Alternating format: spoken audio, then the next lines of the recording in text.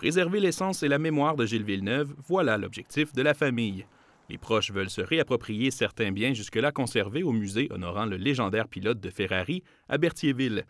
Mélanie Villeneuve espère ainsi recoller les morceaux de l'héritage éparpillé de son père. Je mets souvent l'image, c'est un vase précieux pour nous qui a été comme échappé à terre et il s'est explosé en plein de morceaux. Et c'est pas pour mal faire, mais il y a beaucoup de monde, beaucoup de tierces personnes qui sont peut-être accaparées de certains morceaux et en font une utilité sans jamais nous parler, nous demander notre avis ou aller chercher notre approbation. Et c'est pas nécessairement des activités qu'on aurait voulu supporter. La famille a précisé qu'une accumulation de situations leur a fait perdre confiance en la direction du musée Gilles Villeneuve. Mais c'est le vol de la statue de bronze à l'effigie du pilote, en octobre dernier, qui aura été la goutte de trop. Les gestionnaires du musée ont été accueillis ce matin avec une demande introductive en saisie de la part d'un huissier.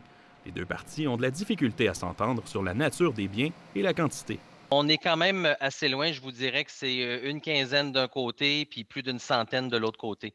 Donc, c'est vraiment les avocats des deux parties là, qui vont tenter de résoudre le conflit. Les proches ont annoncé que plusieurs projets sont en développement pour partager la véritable essence du Québécois. Gilles Villeneuve aura marqué l'histoire de la course automobile dans la province et sa victoire au Grand Prix de Trois-Rivières en 1976 a laissé une marque indélébile. Une marque qui, selon le directeur du rendez-vous annuel, se doit d'être partagée dans la ville d'enfance du pilote. Que Gilles Villeneuve a toujours insisté pour dire qu'il venait de Berthierville, pas de Montréal, pas du Canada, pas du Québec. C'est important que ce soit là, de la même façon que Elvis ne pourrait pas avoir Graceland ailleurs que Memphis. Ici Jérémy Turbide, Radio-Canada, Montréal.